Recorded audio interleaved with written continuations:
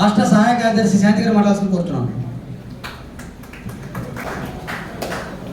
ముందుగా వేదికలు అలంకరించిన పెద్దలందరికీ నమస్కారం.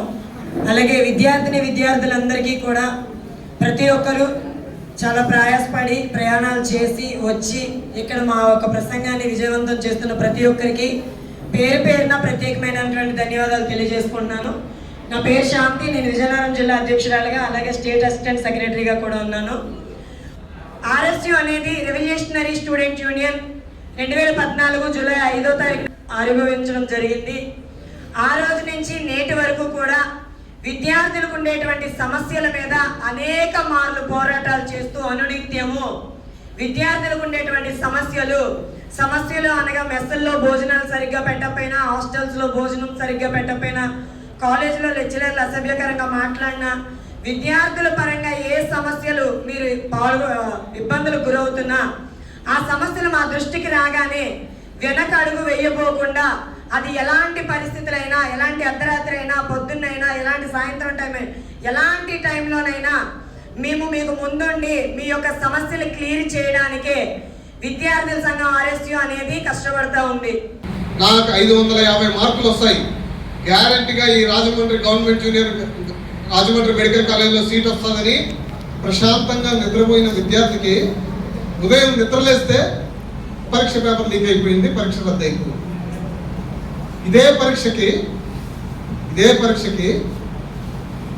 9:30 పరీక్ష హాల్లోకి రావాలి అని రూల్ పెడతారు.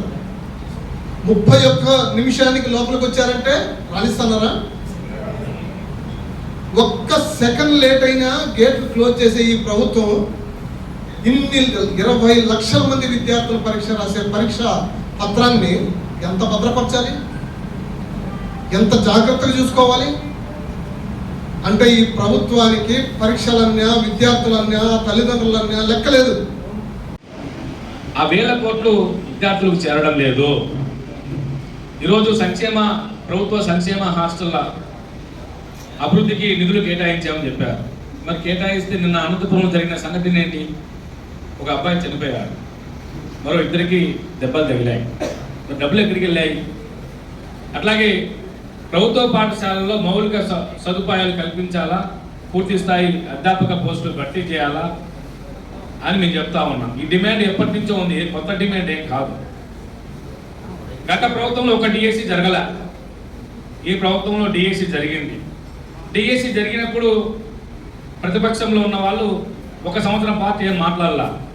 సంవత్సరం తర్వాత ఆ డిఎస్సిలో తప్పులు జరిగాయి, ఉపాధ్యాయ పోస్టులు అమ్ముకున్నారు, దాని మీద సిబిఐ విచారణ జరపాలని చెప్పి అడుగుతా ఉన్నారు. మరి గ్రూప్ 1లో కూడా గత ప్రభుత్వంలో గ్రూప్ 1, గ్రూప్ 2 జరిగాయి, మరి అక్కడ కూడా అక్రమాలు జరిగాయని చెప్పి అధికార పార్టీ నాయకులు చెప్తా ఉన్నారు. అంటే ఏది వాస్తవమో ఏది అవాస్తవమో ఈరోజు ఆంధ్ర రాష్ట్రంలో నిరుద్యోగులు అర్థం కావడం లేదు. అట్లాగే మేము ఒకటి అడుగుదలుచుకున్నాము, ఎందుకంటే రెవల్యూషనరీ స్టూడెంట్స్ యూనియన్ అనేది ఏ రాజకీయ పార్టీకి సంబంధించింది కాదు, స్వతంత్ర విద్యార్థి సంఘం. వైఎస్ఆర్సీపీ అయినా లేదా కూటమి ప్రభుత్వం అయినా ఎవరైనా సరే దయచేసి నిరుద్యోగుల జీవితాలతో ఆడుకోవద్దు. సంవత్సరాలు తరబడి కష్టపడి తల్లిదండ్రులు రూపాయి పోగు చేసి చదివిన చదువు తర్వాత కూడా ఈరోజు ఉద్యోగాలు రాకపోతే నిరుద్యోగులుగా సంవత్సరాల తరబడి కోచింగ్ సెంటర్లో కష్టపడి చదివి ఈరోజు పరీక్షలు రాస్తా ఉన్నారు. అలాంటి పరీక్షలను మీరు అవహేళన చేస్తే భవిష్యత్తులో ఎవరన్నా ఉద్యోగాలకు అప్లై చేయాలంటే కూడా భయపడే పరిస్థితి తీసుకొస్తున్నారు ఆంధ్రప్రదేశ్ రాష్ట్రంలో.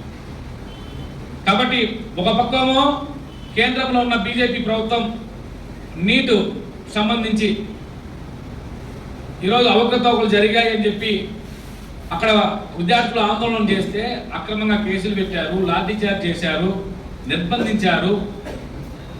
తర్వాత వాళ్ళ పోలీసులను అడ్డం పెట్టుకొని దాడులు చేయించారు. అనేక సంఘటనలు జరిగాయి.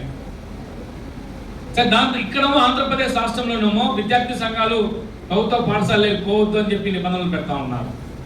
సంక్షేమ హాస్టల్లోకి పోకూడదని నిబంధనలు పెడుతున్నారు. అంటే మీరు కూడా విద్యార్థి సంఘాలను అణిచివేస్తా ఉన్నారు.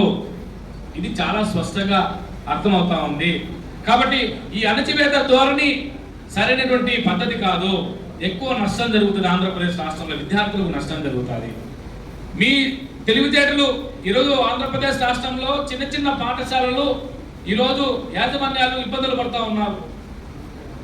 కార్పొరేట్ విద్య పెరిగిపోతా ఉంది. చిన్న చిన్న పాఠశాలలు కూలిపోతా ఉన్నాయి. ఈరోజు ఎస్సీ ఎస్టీ బీసీ మైనార్టీ పిల్లలు చదువులకు ఈరోజు అంగడిలో సరుకులాగా తయారైంది కార్పొరేట్ విద్య. అంటే 1,00,000 ఫీజు, 2 లక్షల ఫీజు, 3 లక్షల ఫీజు. 3 లక్షలకైతే ఒక ప్యాకేజ్ అంట, 2 లక్షలకైతే ఒక ప్యాకేజీ, 1,00,000కైతే ఒక ప్యాకేజీ. ఎంత దుర్మార్గం ఇది! ఈరోజు మీరు ఉచితంగా ఇచ్చే హామీల కోసం ఎవరు లేరు. విద్యా వైద్యం ఈ రెండు చాలా ప్రధానమైనవి. ఈ దేశంలో ఎప్పుడైతే కేజీ టు పీజీ ఉచిత విద్య లభిస్తుందో, ఎప్పుడైతే ఈ దేశంలో వైద్యం ఉచితంగా లభిస్తుందో అప్పుడే ఈ భారతదేశము బాగుపడుతుంది. ఈరోజు లక్షల మంది ఈరోజు చదువుకొని నిరుద్యోగులుగా బయటికి వెళ్ళిపోతా ఉన్నారు, నిరుద్యోగులు మిగులుతా ఉన్నారు. బీటెక్లు అయిపోయిన వాళ్ళు, డిగ్రీ అయిపోయిన వాళ్ళు లక్షల కొద్ది ఈరోజు నిరుద్యోగులు ఉన్నారు. మరి ఈ రాష్ట్రంలో ఉన్న ప్రభుత్వం కానీ, దేశంలో ఉన్న ప్రభుత్వం కానీ సంవత్సరానికి 1 కోటి ఉద్యోగాలు ఇస్తామని చెప్పిన బీజేపీ ప్రభుత్వం కేంద్రంలో ఉంది. ప్రతి సంవత్సరం జాబ్ క్యాలెండర్ ద్వారా నిరుద్యోగులకు ఉద్యోగాలు ఇస్తామని చెప్పిన కూటమి ప్రభుత్వం ఉంది. మరి బాధ్యత లేదా అని మేము అడుగుతా ఉన్నాం.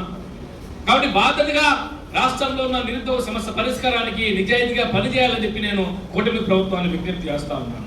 రెవల్యూషనరీ స్టూడెంట్స్ యూనియన్ ప్రభుత్వ విద్యను కాపాడుకునేందుకు, కార్పొరేట్ విద్యను నియంత్రించేందుకు, నిరుద్యోగుల సమస్యల పరిష్కారం కోసం నిరంతరం పని చేస్తూనే ఉంటుంది.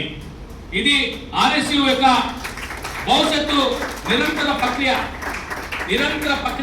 రెవల్యూషనరీ స్టూడెంట్స్ యూనియన్ నిరంతర ప్రక్రియ. ప్రభుత్వ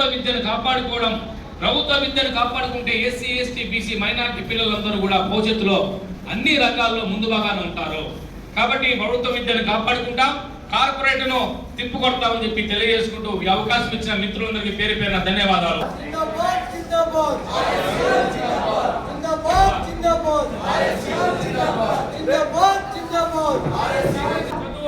పోరాడు